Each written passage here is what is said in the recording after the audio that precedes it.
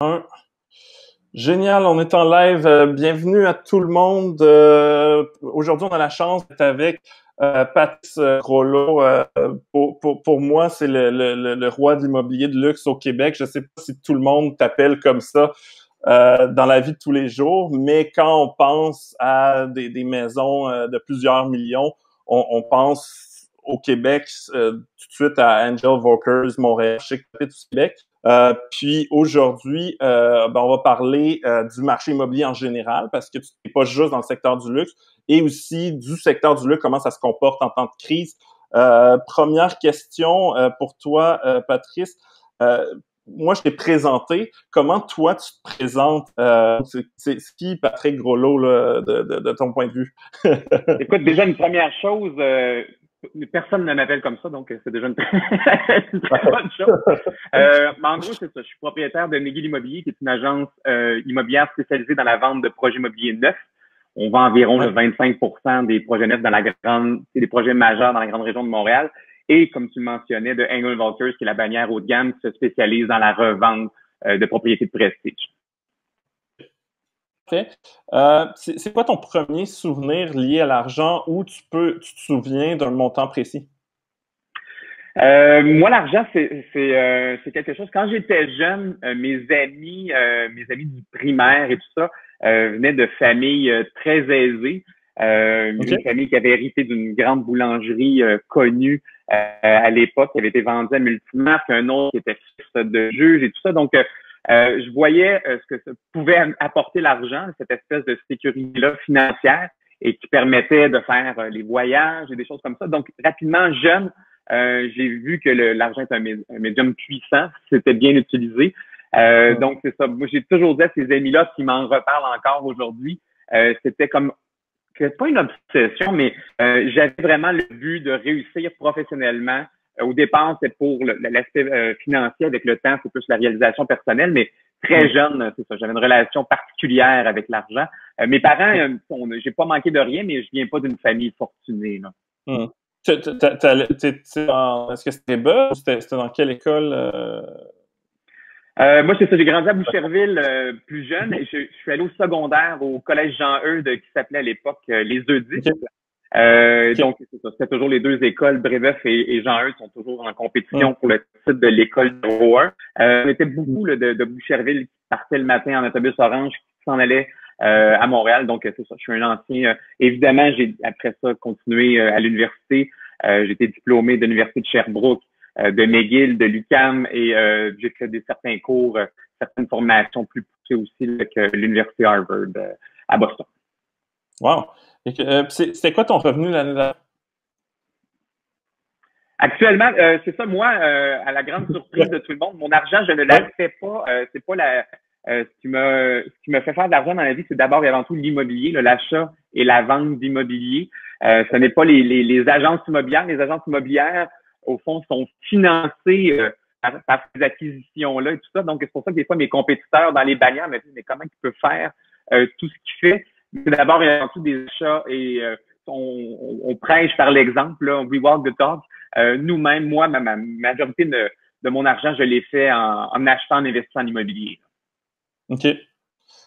Puis, c'est quoi ton actif net avec tout cet immobilier-là? C'est bien, c'est sûr que là, c'est l'effet de levier, puis avec les années, là, parce qu'on a commencé il y a relativement longtemps à faire des acquisitions. Là, c'est sûr que on a un bon parc immobilier, mais la grosse majorité, évidemment, de mon actif est liée à une valeur immobilière. Disons que je suis capable d'envoyer des enfants à l'université sans trop stresser. OK, parfait. Puis, c'est quoi ton conseil le plus puissant pour s'enrichir que tu aurais à donner à ceux qui nous écoutent? Moi, c'est vraiment la vision à long terme. C'est vraiment de pas prendre des raccourcis, de pas aller pour les illusions de facilité, tout ça. Donc, moi, c'est toujours une optique de marathon là, et non pas de sprint. Tranquillement, mais sûrement. De la même façon, même au niveau de la scolarité, là, c'est un cours à la fois. À un moment donné, ça fait un certificat, un autre certificat, là, ça fait un bac et tout ça. Donc, tranquillement, ne pas tout le temps faire des visions là, dans l'année. On est un petit peu dans cette ère-là avec les startups et tout ça. Ou même c'est toujours le coût d'argent rapide, facile, mais ce qui est plus stable et qui est plus viable pour moi, c'est toujours du long terme. OK. Puis, première question, parce que présentement, je pense que j'imagine que tu suis ça de plus proche, les transactions qu'il y a, mais il semble pas qu'il y a vraiment une diminution des prix, une diminution des transactions, parce que ça doit être difficile de faire visiter. D'ailleurs, avant de te poser la question sur qu'est-ce que tu penses qui va se passer avec le marché immobilier au Québec, est-ce que sur le terrain, au niveau de tous tes agents immobiliers, comment ça se passe? Est-ce qu'il n'y a plus vraiment de visite en personne?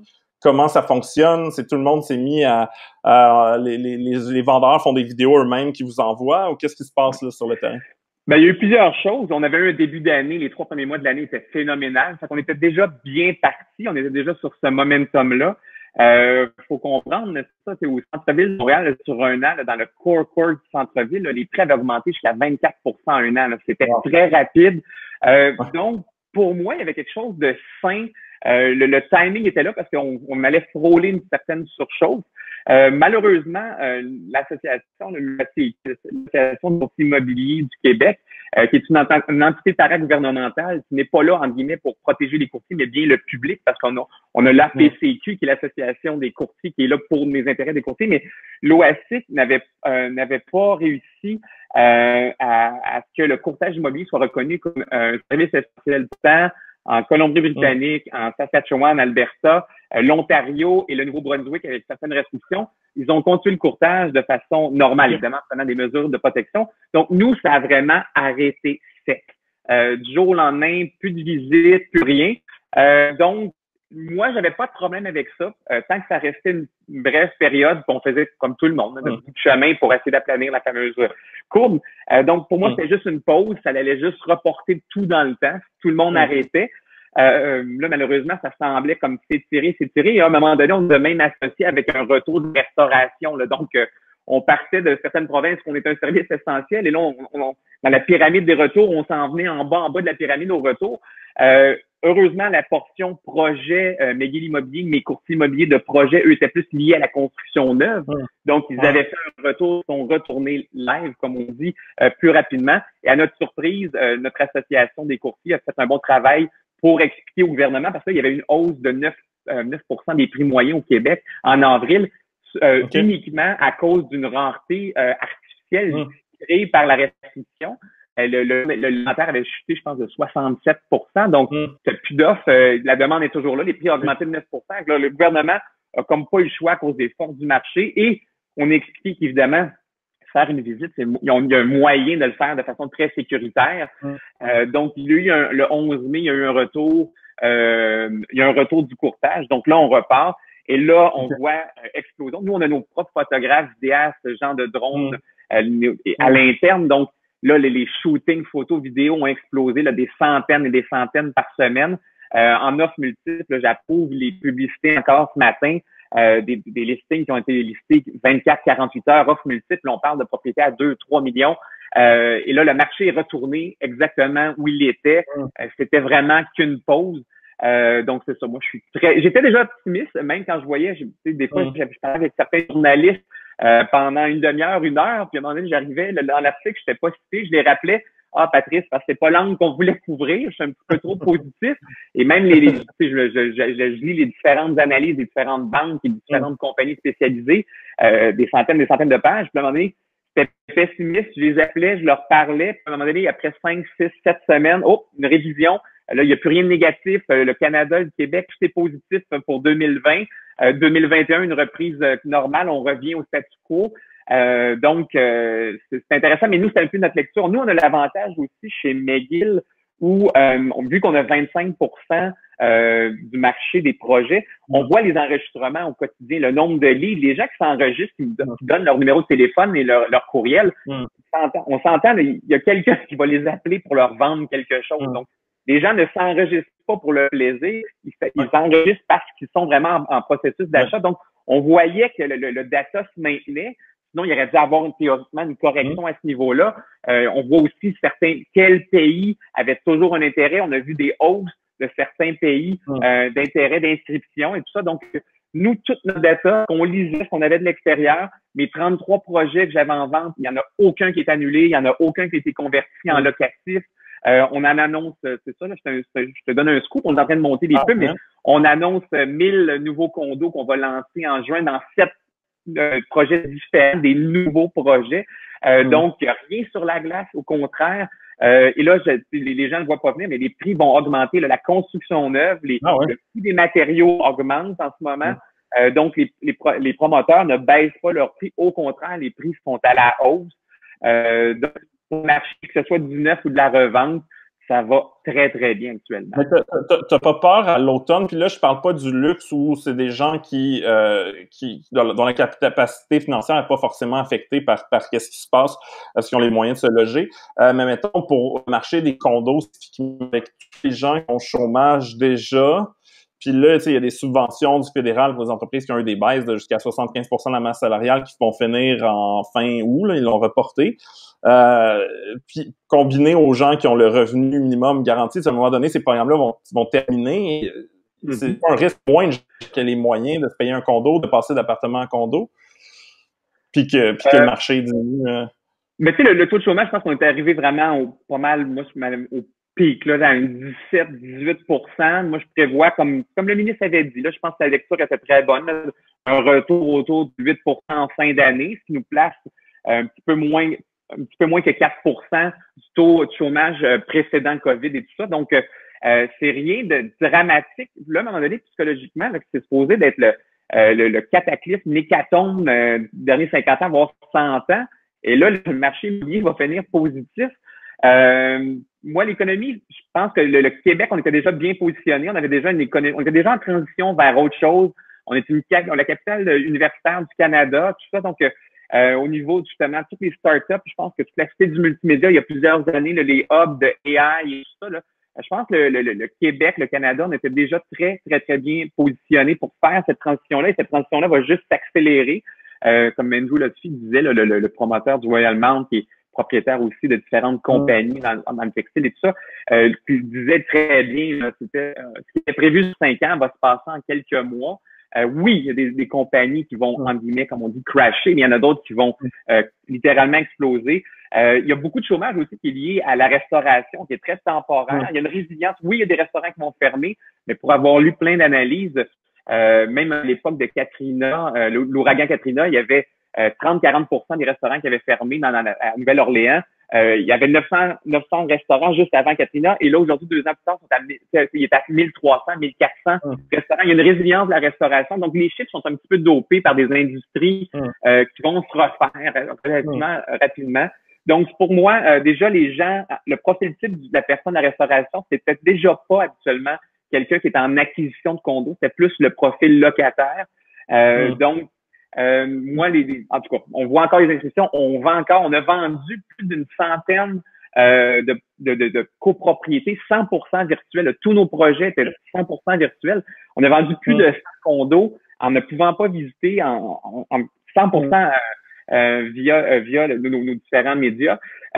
Donc, c'est déjà phénoménal. Et là, les ventes ont repris partout à Québec, à Tremblant, absolument partout. On a André Tarizien qui a fait un lancement qui a vendu plus que 25 propriétés de villégiature à Tremblant, 100% virtuel. Donc, non, moi, je vois pas. Il y a certains, c'est sûr que le marché va se rebalancer. Les projets qui étaient déjà, comme on dit, in motion, eux continuent. C'est plus peut-être ceux qui étaient au plan de l'analyse, qui venaient de faire une acquisition de terrain. Eux vont peut-être reporter, mais tout ce qui était déjà en branle va continuer. Ça va rebalancer l'offre, la demande et tout ça. Donc, est-ce que tu es aussi optimiste par rapport à, mettons, des villes comme Toronto puis Vancouver, où, peu importe la situation économique, c'était devenu évident, en tout cas pour beaucoup de gens, que les prix étaient peut-être surévalués, surtout si on les compare à des villes comparables américaines.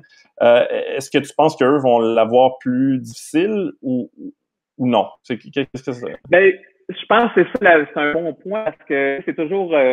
le mouvement, les grandes tendances viennent toujours de l'ouest vers l'est. Toutes les mesures fédérales qui sont mises en place sont habituellement mises en place pour freiner une surchauffe de l'ouest. Donc, nous, en étant complètement à l'autre bout, là, il y a toujours, là, on a toujours Vancouver, Toronto. Nous, tranquillement, mais sûrement, c'est toujours, le marché de Montréal a toujours été plus sain. Il n'y a pas de grosses hausses. Des villes comme Calgary qui sont très liées au pétrole, là, tu sais, des plus 38, moins 24, puis eux, le zigzag comme ça, sont habitués de le faire. C'est sûr, il faut juste pas avoir acheté en haut et devoir absolument vendre un an ou deux. Mais Montréal, c'est beaucoup plus stable. Tu sais qu'on le parlait dans le centre-ville, le plus 24, même si on baissait de 2, on est plus 22 sur 2 ans, là, ça reste des chiffres. Vancouver, oui, Vancouver, je pense qu'il y a une réalité. Vancouver n'a pas un acheteur. Il y a un acheteur qui est peut-être investisseur. Il n'y a pas juste un acheteur qui est en mode de migration, immigratoire. Toronto, c'est un 50-50. Montréal, les gens qui arrivent ici, c'est majoritairement des gens qui veulent venir s'établir. C'est l'Académie Marie-Claire dans l'ouest de l'île qui vient d'être achetée par le consulat chinois. Il y a plus que 85% des transactions là, autour des grosses écoles privées de l'ouest de l'île. C'est de l'acquisition chinoise, mais c'est des gens qui s'en viennent vivre là.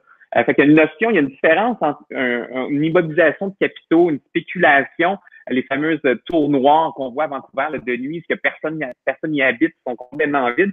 Ça existe à 50% peut-être à Toronto, mais ça n'existe pas ici. Là, les mesures les mesures même la fameuse taxe qui existe à Vancouver, à Toronto, même si on l'appliquait ici, ce serait la mauvaise solution pour régler un faux problème. C'est plus une taxe électoraliste, là, que je considère même une taxe raciste là, dans le cas de Vancouver, là, parce que c'est très ciblé à une nationalité. Donc, mais moi, je pense que on n'a pas besoin de ça ici, surtout pas dans la conjoncture actuelle.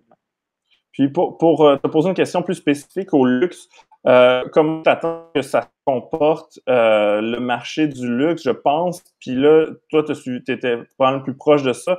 En 2008-2009, je pense que le marché du luxe s'est maintenu, quoique il y a des marchés où des propriétés de luxe ont perdu de la valeur. Comment ça se comporte différent, en fait, le marché du luxe? Parce que tu parles de gens que, oui, ont sûrement perdu de l'argent en bourse, mais ils ont des ressources financières pour s'acheter à peu près n'importe quelle maison qu'ils veulent, cette clientèle-là. Donc, est-ce que ça impacte le marché du luxe? C'est business as usual où il y a certains types de propriétés qui perdent la valeur? C'est qu'est-ce qui se passe quand l'économie va bien, ce marché du luxe?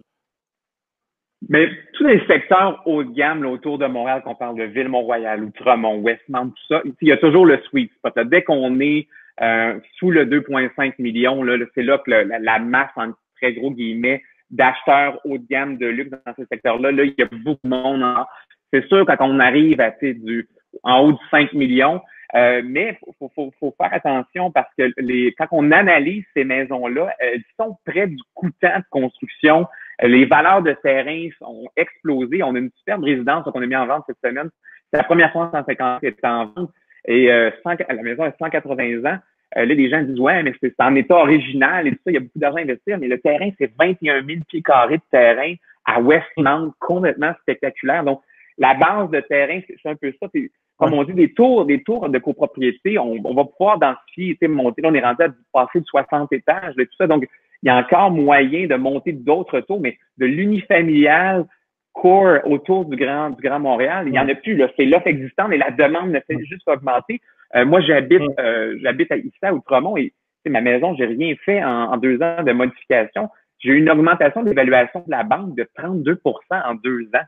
Puis on s'entend, une banque, pour un refinancement bancaire, la banque ne va pas surévaluer pour un refinancement bancaire. Donc, ça veut vraiment dire que les valeurs, la demande est là. Et c'est ça. Quand on se compare et tout ça, moi, il n'y a pas de pression. Je dirais peut-être c'est ce qu'il y a en périphérie, en villégiature, où là, on manque peut-être un peu moins de terrain, qu'à moins d'arriver dans un goût assez universel d'aménagement, des fois, l'acheteur va juste acheter la terre à côté, se construire exactement ce qu'il veut. Mais ici, c'est ça. L'offre, la demande est beaucoup trop limitée. L'offre est beaucoup trop limitée et la demande est toujours aussi forte que il n'y aura pas de correction. À moins peut-être vraiment, je dirais, en haut de 5 millions, où ce que le bassin d'acheteurs diminue naturellement. Et il y avait déjà des délais de vente, même avant la situation actuelle. C'est juste de trouver le bon acheteur. Moi, même là, je vois pas de correction sévère, même dans le luxe extrême. Là. Est-ce qu'il y a un nouveau type d'acheteur? Puis, tu sais, je faisais une blague sur les médias sociaux l'autre jour où je t'avais tagué. J'ai dit, tu sais, parce que moi, j'habite dans un immeuble locatif, il y a une piscine. Bon, ils ont fermé la piscine, puis comme partout.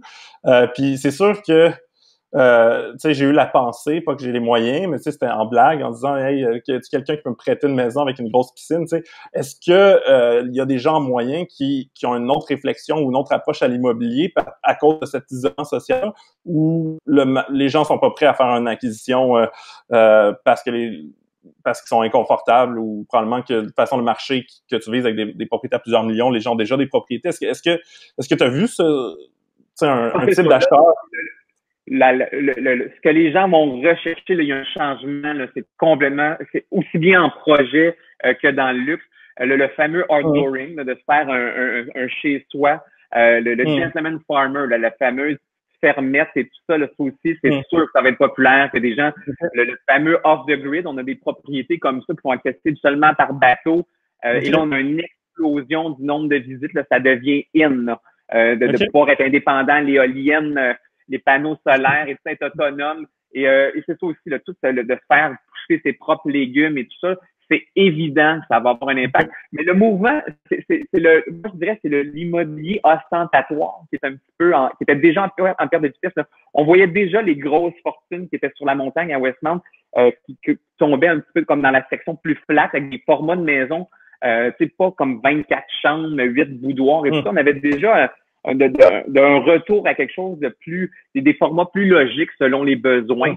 C'est ça. Fait que là, les grosses maisons, à moins vraiment d'avoir des familles nombreuses qui on héberge des grands-parents, des choses comme ça, ou justement, vu que les coûts d'immobilier explosent, que les enfants ont des sections des maisons avec des entrées indépendantes, des cuisines, des choses comme ça.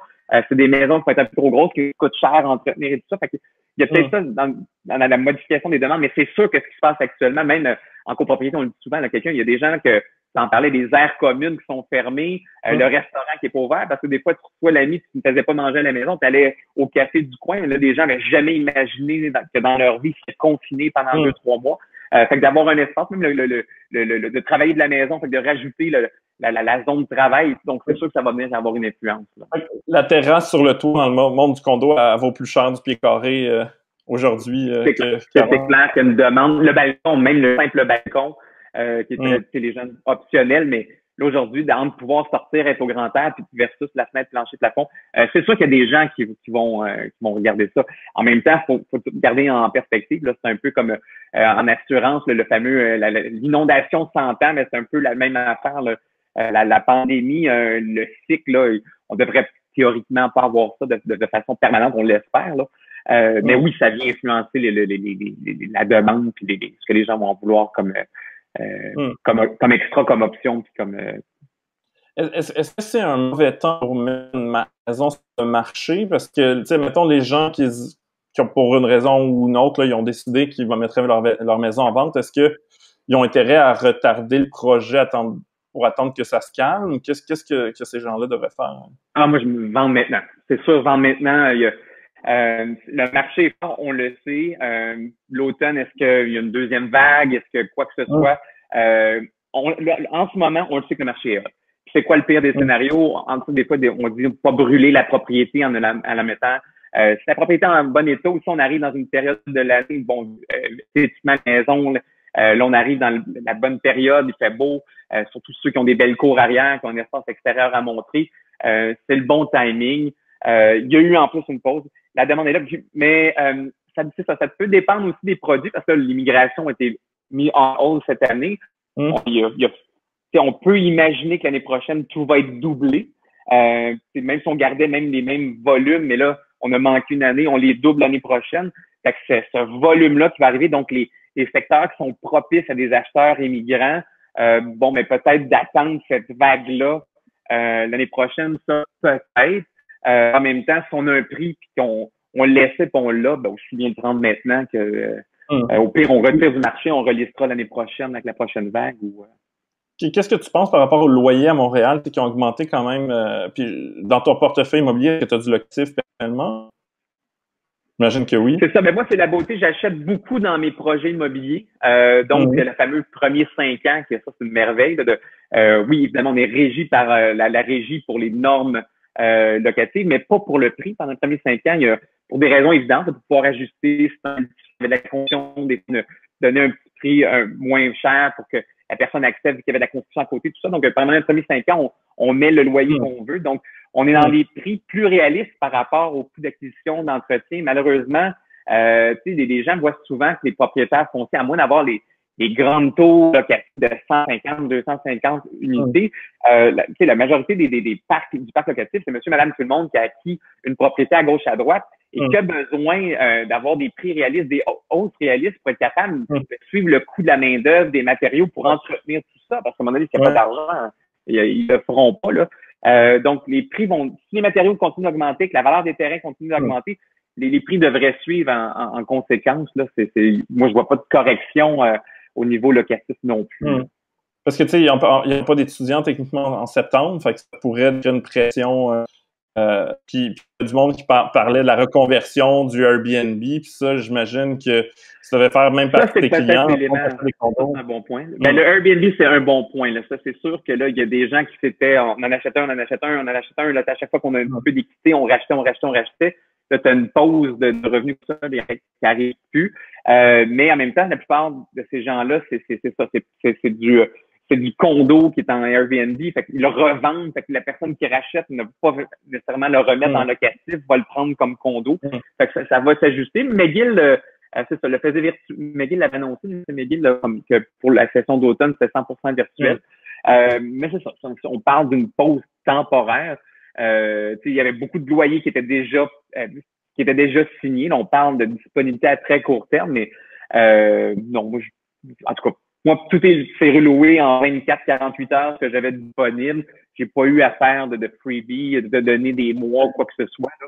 Et de ce que j'entends, on est quand même 175 là, chez McGill et Anglo Vultures. Puis je parle à tout le monde, puis j'ai un peu le pouls de tout le monde. J'ai des propriétaires qui ont des 150 portes, puis qui ont juste 4-5 personnes qui n'ont pas payé. Là. Fait que, à un moment donné, il faut quand même faire attention. On voit les chiffres sortir, mais il faut comparer aux chiffres d'avant. Il y a toujours des moins bons payeurs, même en période régulière. Donc, faut pas les prendre comme les liés, ces moins bons payeurs-là historiques au COVID. C'est juste la différence qu'il faut calculer. Mais j'ai pas il n'y a pas d'hécatombe de non-paiement et tout ça. C'est sûr que là, il y en avait qui l'ont fait volontairement, qui entendaient des rumeurs, puis que le gouvernement allait peut-être dire que vous n'avez pas payé votre loyer pour ces statu quo, des suspensions d'hypothèques pour les propriétaires en lien avec les banques et tout ça. Donc, peut-être attendu, je ne paierai pas d'avance pour être sûr d'attendre de voir les différentes options gouvernementales. Là, finalement, il n'y en a pas. Il n'y a pas de suspension de rien. Donc, je fais mon paiement 2-3 semaines plus tard. Mais moi, de tout ce que j'entends, il n'y a pas d'hécatombe, il n'y a pas au niveau des paiements se font. Puis, je t'emmène dans une autre direction. Il y a plein de gens justement qui sont au chômage présentement qui pensent à s'orienter carrière. Est-ce qu'être agent immobilier aujourd'hui, c'est encore payant? Est-ce que ça se fait de changer de carrière? Je pense qu'il faut être un bon vendeur, mais si on est bon vendeur, mais on n'a aucune expérience en immobilier, est-ce que c'est réaliste de penser qu'on fait sa formation? Là, je pense que ça prend quoi? 6 mois? Hein? Oui, c'est ça. Maintenant, virtuellement, il y a des gens qui peuvent le plancher, en guillemets, plus rapidement. Mais sinon, on le fait formellement là, avec les heures en live. Là, oui, à peu près 6 mois là, pour suivre la formation normale. C'est ça. Moi, j'avais peur. Moi, je l'avais dit, si la pause est trop longue, là, il y a vraiment beaucoup de monde qui vont se dire, j'ai toujours pensé à ça, je suis en pause en ce moment. Mais là, la pause a été beaucoup trop courte. Mais j'ai des demandes, j'ai eu des gens même dans mon entourage qui l'ont pensé. Mais il y a une illusion de facilité. C'est la réalité, c'est qu'il y a le salaire moyen d'un courtier immobilier au Québec, c'est 46 000 avant redevance d'agence, avant les licences, avant les formations obligatoires, avant marketing. Donc, sur un 46 000, là, s'il reste un 20 000 en fin d'année, c'est beau, là. Donc, je pense qu'à peu près toutes les industries sont plus payantes. Il y a 50% des courtiers immobiliers qui disparaissent après la première année, 50% qui ne finissent pas la première année dans les nouveaux, puis 90% qui sont plus là après 2 ans. Ou c'est des gens, c'est comme des licences qui sont encore actives parce que les gens ont suivi le cours, fait qu'ils n'ont pas abandonné la licence, mais la suspendent, ils vont la parker, comme on dit. Donc, c'est des courtiers fantômes un peu. Donc, statistiquement, c'est beaucoup, beaucoup, beaucoup plus difficile. Moi, on est autour de 14 000 courtiers là, en ce moment. Moi, je prévois qu'on va descendre dans les prochaines années là, jusqu'à 8 000. Les courtiers en valeur mobilière avaient connu la même chose il y a quelques années avec une grosse correction des technos et tout ça. Donc, je pense que ça va être un petit peu comme ce que nous on fait. Là. Les courtiers qui vont rester vont être très spécialisés dans les créneaux très précis, mais le courtier qui est pas all-in à temps plein, tout ça, lui, il survivra pas. Mais oui, c'est drôle parce que ça avait été ma crainte, c'est comme qu'on ait un boom de courtiers, mais c'est ça, ça n'a pas été assez long pour être problématique. Qu'est-ce qu'il faut pour devenir un agent immobilier chez Engel & Volkers Montréal, Québec? Est-ce que c'est des gens qui sont déjà des stars dans leur bataille respective qui de joignent, ou il y a des gens qui finissent leur cours puis qui se joignent, ou comment ça fonctionne? Sortant d'école, chez Engel & Volkers, habituellement, on va exiger un 3 ans minimum d'expérience, un volume, un nombre de transactions minimum par année. Il y a vraiment un processus d'entrevue à 2, 3, 4 personnes selon les différents profils, les tests de langue, orale, écrite et tout ça. Donc, le processus, on est pas mal une des seules agences sélectives. J'ai toujours dit, il n'y a pas de mauvaise bannière. Il y a que des agences différentes pour des courtiers différents. Nous, on a un créneau très, très précis, très spécialisé pour une clientèle très niche, une clientèle d'exception, donc qui exige un certain service, un certain standard. Donc, pour arriver à l'offrir, nous, on va peut-être, on est une centaine de courtiers, Engel & Volkers, à travers le Québec, à 120 courtiers à travers la province, on va être optimal là, selon nos standards. On a la plus haute moyenne de commissionnement par courtier de l'industrie. On est l'agence de luxe numéro 1 en volume au Québec depuis 3 ans. Mais c'est quoi ça moyen d'un agent Engel & Volkers? Le garder, on est complètement dans c'est un peu comme dire je joue dans la division 3 en Finlande au hockey versus être dans le match des étoiles de la Ligue nationale. C'est à peu près le même prorata niveau rémunération, mais c'est des courtiers de haut niveau qui travaillent des 70-80 heures semaine et qui sont dans l'industrie. C'est ceux qui roulent. Chez nous, on en a 2 dans le top 5 sur 14 000 courtiers. C'est des machines de guerre, d'efficacité. Et c'est ça, c'est complètement autre chose. Parce que c'est ça que malheureusement dans l'industrie, on voit toujours ces courtiers-là connus qui font de la publicité, mais on voit pas passer le top 500. La balance, c'est quoi la réalité du courtage? C'est difficile, c'est excessivement difficile. Moi, j'ai vu tellement de gens avec des maîtrises, des représentants pharmaceutiques arriver avec confiance, se dire si j'ai performé dans mon autre industrie, c'est sûr que ça va marcher en immobilier, puis être des étoiles filantes. Là, mais se planter solidement, c'est pas évident. C'est toujours à refaire. Et c'est ça le problème aussi. Les gens voient ça comme si on arrive à un moment c'est fait, après ça, ça roule. Non, c'est à refaire année après année. Psychologiquement, c'est très difficile. On peut crasher rapidement. Puis la game est féroce. Là. Le niveau de service fait juste augmenter. La game... Fait que tu recommandes pas à tout le monde qui s'en pose d'aller faire cours absolument pas. Et puis c'est pas une question, puis là, c'est pas une question défensive pour pas inonder le marché. Au contraire, je suis à peu près la personne la plus réaliste. Ma structure de rémunération, de toute façon, moi, j'investis 33 000 par courtier par année. Là, fait qu'avant que je sois break-even, un courtier doit générer minimum un 33 000 de redevances. Donc, c'est unique dans notre industrie. On a des bureaux spectaculaires, des équipes de support excessivement performantes. Là, je peux te le dire aussi, c'est commun. On est en train de finaliser. Là, on ouvre un autre bureau pendant que les autres bannières vont fermer des bureaux, coupent dans les services, dans les salaires des différentes personnes. Nous, on engage. On ouvre un nouveau bureau, on est en offre sur un autre et tout ça. Donc, on est plus en extension. Il faut comprendre, c'est ça, malheureusement, dans toutes les industries, c'est ça la différence. La plupart des bannières internationales sont tous d'origine américaine, sont tous propriétés de fonds d'investissement.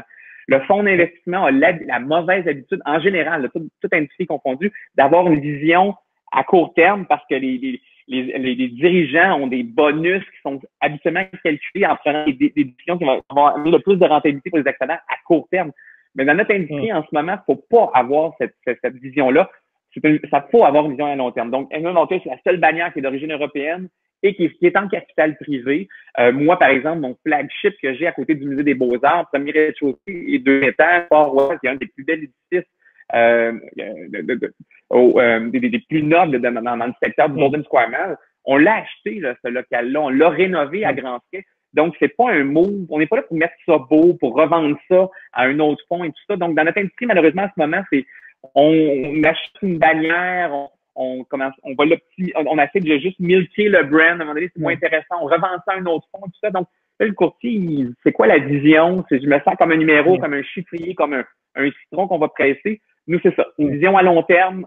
C'est un gros cliché, c'est une ambiance unique, mais C'est ça. Moi, j'investis là-dedans à long terme. Un jour, j'espère que mes enfants, j'ai 3 enfants, j'espère qu'ils viendront comme comptables, designers ou courtiers, peu importe ce qu'ils veulent faire dans la vie. Mais moi, c'est ça. On n'est pas là, on n'est pas en train de monter ça juste pour une rentabilité, une obsession de rentabilité. Moi, mon T4, il rentre dans la moyenne de mes courtiers en décembre, comme tout le monde. Au contraire, il y a une quarantaine d'agences qui ont été lancées dans les McGill a eu 15 ans. Engel Volker, ça va faire 5 ans là, à la mi-juin. Écoute, la rentabilité par rapport au risque fait pas de sens. Il y a 40 agences qui ont été lancées dans les mêmes années, il en reste juste 3. Il n'y a pas un fonds qui investit, sachant ce data-là, qui aurait fait des investissements. Mais là, rendu là, nous, c'est plus une passion, c'est plus en autant qu'on n'est pas une OSBL, en autant qu'on puisse en vivre, mais c'est pas obsessif comme c'est pas une obsession de rentabilité, c'est plus de gagner, d'être les meilleurs, de dépasser. C'est comme un gros jeu d'échecs. Pour moi, c'est une game, c'est ça ma passion. Je joue pas au golf, j'ai jamais compris le principe de taper sur une balle et d'aller la chercher. Mais c'est ça. Moi, ma passion, c'est ça, puis c'est quasiment obsessif. Ça commence à 5h45 le matin, 7 jours sur 7. On est une belle gang comme ça. C'est les Nations Unies, hommes, femmes, tout groupe d'âge, mais on a un pattern de personnalité qui fait qu'on a cette cohésion là, qui est très le fun de travailler. Ben écoute, Patrice, merci beaucoup d'avoir partagé tes connaissances en immobilier avec nous. Puis je te souhaite une bonne moitié de journée là, qui commence pour toi. Merci, toi aussi. Merci. À bientôt. Bye. Bye. Salut.